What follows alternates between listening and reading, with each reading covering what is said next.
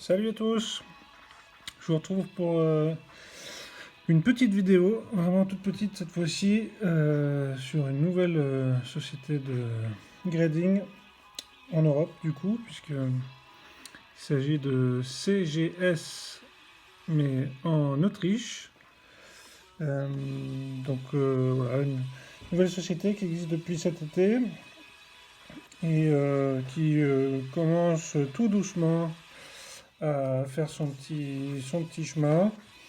Alors c'est encore une toute petite boîte, euh, mais ce que je voulais surtout montrer en fait dans cette vidéo rapide, donc là j'ai pas encore fait l'envoi, je vais faire un petit envoi pour essayer. Juste bon, regarder ensemble le site, mais c'est surtout que pour une fois il y a une nouvelle société qui reste un peu plus sobre sur tout ce qui est l'étiquette, boîtier, etc. Qui part pas dans trop de délire d'étiquettes trop colorées ou boîtier aimanté ou j'en sais rien. Donc ça je trouve ça bien parce que c'est ce qu'on au final, c'est ce que je demande pour une société de grading. Regardez, type PSA, l'étiquette elle est simple, ça n'a pas changé depuis des années, c'est pas pour rien, et que tous les petits, voilà, toutes les nouvelles sociétés avec tous leurs petits artifices, à mon avis, ne servent pas à grand chose. Et l'idéal, ce serait déjà de se concentrer sur une chose, c'est le grading en tant que tel. Le sérieux et bah, voilà, d'autres détails, le boîtier qui s'ouvre pas, etc. Bon. Mais au moins déjà, comme on peut voir, alors là je suis sur leur site. Alors, donc il s'appelle CGS, donc Collectible Grading Services. Le seul problème que je pense on va avoir, qu'ils vont avoir, ou que les collectionneurs vont avoir euh, plus tard, c'est que CGS, il me semble que c'est la boîte française aussi hein, qui est sortie, qui s'appelle CGS.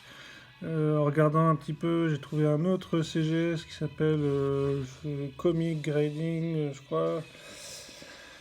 Donc j'imagine que au moment de la vente ou de l'achat de ces cartes-là, si on veut chercher je dis n'importe quoi, bah tiens, un Mentali de CGS en 10, bah, CGS, il y a déjà 3 boîtes connues, quoi. Donc ça, c'est un petit peu embêtant, je trouve. Ensuite, sinon, je trouve que bon, le boîtier, là, on le voit pas forcément, mais c'est un boîtier classique du marché. Alors, ils utilisent des outils high-tech, donc je pense que c'est pour le centrage. Découpe au laser pour leur étiquette, donc leur étiquette qui va être très très propre. Scellé à l'ultrason, ok. Alors l'intéressant aussi, c'est que donc chaque carte est donc sauvegardée dans leur base de données. L'idée ou l'intérêt, c'est que euh, pour la carte, vous allez avoir les subgrades, le pourcentage d'écart sur le centering, etc. Pour chaque carte. Donc ça, je trouve ça intéressant. Alors il n'y a pas, ou il n'y a pas encore, j'imagine, de population. Bon après ils existent depuis pas très longtemps, donc pour l'instant, je vois pas, évidemment il n'y a pas d'intérêt à faire une population pour 3 cartes gradées, donc ça viendra peut-être, je sais pas. Euh, et alors, en fait, quand vous recevez vos cartes gradées, il vous envoie aussi sous format papier un petit carton en fait pour chaque carte qui résume les différents upgrades, le total des points, etc. Donc ça, j'avais regardé sur YouTube déjà. Il y a quelques retours qui ont été faits, postés du moins sur l'Allemagne et un en France aussi. Et donc là, on voit les petits cartons. Ça, je trouve ça plutôt pas mal. Et les délais sont très courts. Je crois que dans l'Express, c'est 5 jours enfin, 5 jours plus l'envoi aller-retour. Et le normal, je crois que c'est 2 semaines, si je dis pas de bêtises.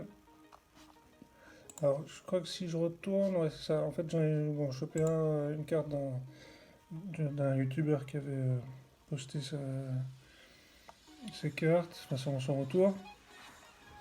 Et donc avec le QR code, j'imagine, ou avec, voilà, là j'ai rentré le code de la carte. On voit donc le rapport. Ah oui, c'était un Florizard Célébration. Donc le numéro, ok, l'année, la langue, machin. Et puis, voilà, le résumé un peu. Donc surface, devant. Donc devant, tout ça, toute cette partie-là devant. Et toute cette partie-là arrière. Donc surface. Le centering. Gauche-droite au bas, évidemment. Les côtés. Les coins. Et donc à chaque fois, ça leur fait donc ça fait un pourcentage. Et donc le résultat final de 97%, qui est la limite pour avoir le 10. Donc en dessous de 97%, on tombe dans le 9. Et bon, là, l'identifiant du grader, bon ça. Mais voilà, je trouve ça très très bien, très intéressant de pouvoir voir ça. Et ensuite, alors sur les. Donc ils font 3 types, donc le grading, juste l'authentification, donc il doit coûter un petit peu moins cher, et custom card, donc là vous pouvez faire des cartes ou des étiquettes plutôt, pardon, des étiquettes personnalisées, comme là, avec toutes mes amitiés, j'imagine, joyeux anniversaire, voilà. Bon, ça c'est rigolo. Ce qui nous intéresse plus, donc c'est le grading. Alors, donc pour une carte 18,90 en standard, donc en standard, on a dit, donc c'est ça, 14 jours après l'arrivée. Donc voilà, 2 semaines, c'est très très correct. Et Express, donc là c'est 5 jours. Donc Express, ça vous coûte 27 € la carte. Donc quand vous les envoyez par 10, ça fait une petite remise. Pour le standard aussi, voilà. Donc ça, je trouve ça correct. Le tarif, ça reste encore ok, entre guillemets. Il faudra voir un peu sur la durée si c'est aussi sérieux que ça devrait l'être, ou du moins pour justifier un tel tarif. Bon, le boîtier, bon, là on voit pas très bien non plus, mais voilà, encore une fois, c'est un boîtier très classique. La, la- le site est très clair, très, très bien fait. Pas énormément de choses, mais c'est propre, quoi. Ça fait pas bricolage comme d'autres. Euh, bon, là, ils expliquent leur étiquette. Bon, là, c'est le seul truc où ils sont un peu trop cassés la tête, j'ai l'impression. Parce que donc c'est une étiquette en 4 parties, donc tout ça découpé au laser, donc ça doit leur coûter une fortune. L'intérêt, c'est que si vous avez un 10, bah, vous avez un fond doré, ou un tour doré, 9 argenté, 8 bronze. Bon, ça reste, ça va que ça reste discret.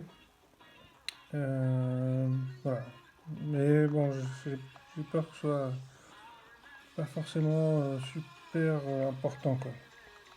Et après, bon, le grading, bon, les notes, les seules différences, vraiment, c'est que le 10, chez la plupart, on l'appelle Gem Mint, chez eux, l'appellent Flawless, donc on va dire sans défaut si on veut. Et alors ça, c'est intéressant. Ici, la surface et le centrage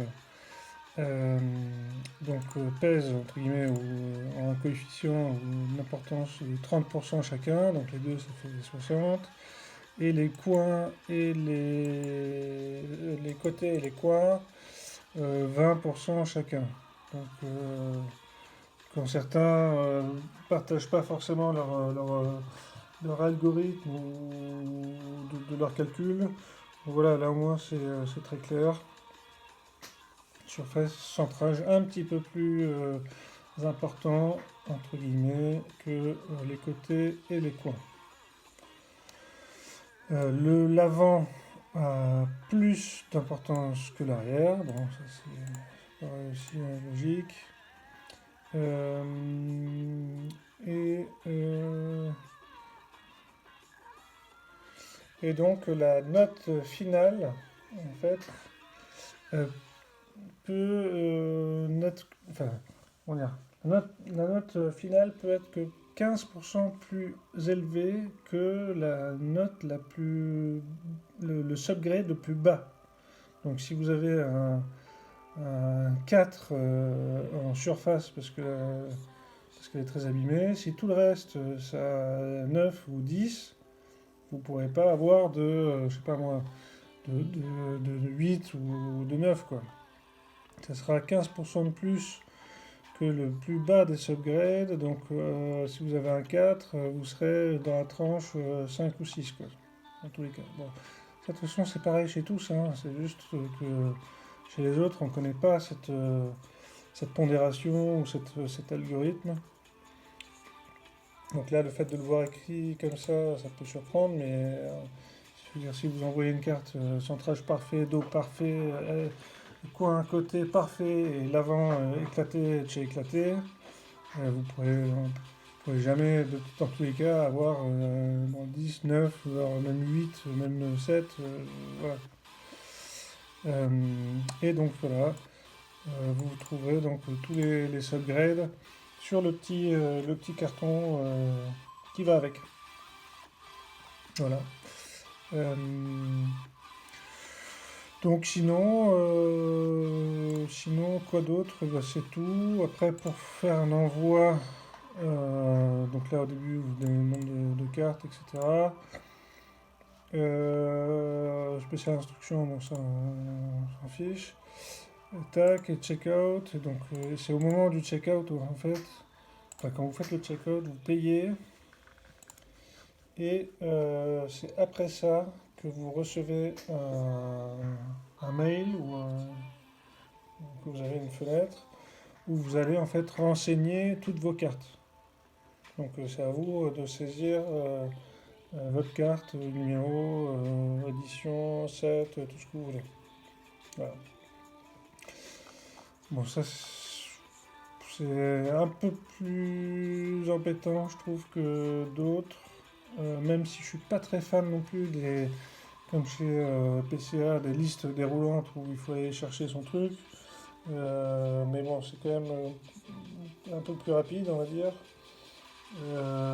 Celui qui, pour moi, dans ce cas-là, est le plus performant, c'est AP Grading, où là, pour le coup, vous n'avez rien à saisir, vous avez juste noter enfin, indiquer le nombre de cartes que vous voulez envoyer, c'est tout, quoi. Voilà. Donc, à voir comment ça va évoluer. Donc moi je vais faire un envoi prochainement, évidemment sans les prévenir pour voir un peu ce que ça peut donner. Et voilà, donc juste une petite nouveauté que j'avais trouvée, donc je voulais partager si quelqu'un a des commentaires, avec grand plaisir. Et puis bah, je referai une vidéo, bien sûr, lors de la réception. Et donc, ouais, voilà, à voir. J'avouerai que dans les sociétés, maintenant, il y en a tellement qui se créent dans tous les sens que ça va commencer à être compliqué à savoir où envoyer. Donc il va falloir bien être vigilant, tester. Encore une fois, PCA, donc moi j'attends mes cartes, j'ai fait une réclamation, enfin j'ai fait une demande où ça en était sur l'acquisition depuis le mois de mai, début mai. Ils m'ont envoyé un mail, donc le mail bidon sur lequel j'ai répondu que je trouvais pas ça normal de voir des cartes gradées à droite à gauche sur des sets récents comme Célébration, comme nous on attend depuis 6 mois. Là-dessus ils m'ont répondu qu'ils comprenaient entre guillemets, je sais plus ce qu'il m'a dit, qui comprend mon étonnement, je sais plus, mais qu'ils faisaient des événements où on pouvait leur soumettre leurs cartes, les cartes, etc. C'est très bien, mais je trouve ça nul, nul. Quand tu es dans un merdier pareil, pour moi, tu privilégies ceux qui attendent là depuis des plombes, alors que c'était pas prévu. Et donc, dans le même mail, ils disent qu'ils attendent un retour à la normale en février. Ça m'étonne pas, parce qu'à mon avis, ils vont cracher tout simplement. Enfin, franchement, c'est inadmissible comme service. Euh, donc, c'est bon, pas trop cher. Le grading, jusque-là, il était bien fait, voire bon, de temps en temps, on voit encore enfin, on voit des réceptions, je trouve, avec beaucoup de 10, assez moyens, je trouve. Donc, vraiment très, très, très, très déçu. Et bah, je pense qu'ils vont ils vont se prendre un bon retour de bâton dans la figure, surtout avec toutes les boîtes qui sortent. Même si toutes celles qui sont sorties n'ont pas encore comment dire, pas la légitimité, mais la puissance, la reconnaissance du milieu des collectionneurs, ça peut changer relativement rapidement aussi. Donc vraiment, ouais, ça va, ils vont redescendre et puis ils vont revivoter comme ils vivotaient un peu au début et puis ils vont se faire challenger par les autres on va voir. Les autres, le CGS français, pour l'instant, c'est une catastrophe, personnellement, je trouve. Je trouve pas ça beau. Trop de chichi, de boîtiers aimantés, enfin, ça me tue, moi, ces trucs-là. Ace Grading en Angleterre, je déteste les étiquettes. Je trouve ce soi-disant jumelage avec la carte, c'est raté. Et puis, qu'est-ce qu'il y a d'autre bon, il y en a d'autres, hein, des petits, mais qui sont sortis et qui sortent. Là, celui-là, j'aime vraiment, ce que j'aime vraiment bien chez CGS, donc en Autriche, c'est l'étiquette. Une étiquette claire, pure, très jolie. Comme ça, je trouve ça très bien. Pour moi, celui qui se démarque le plus pour l'instant, toujours, c'est AP Grading, encore en Allemagne. Et ils sont amenés à se développer de plus en plus, vraiment. Ils ont une vraie force, un vrai investissement. Là, ici, je sais pas combien ils sont. J'avais fait une vidéo sur AP Grading, je crois qu'ils étaient je sais plus, une vingtaine, il me semble, déjà, et qu'ils étaient en train de grossir. Donc voilà, on sent qu'il y a du monde derrière, c'est pas deux gars qui font ça dans leur garage.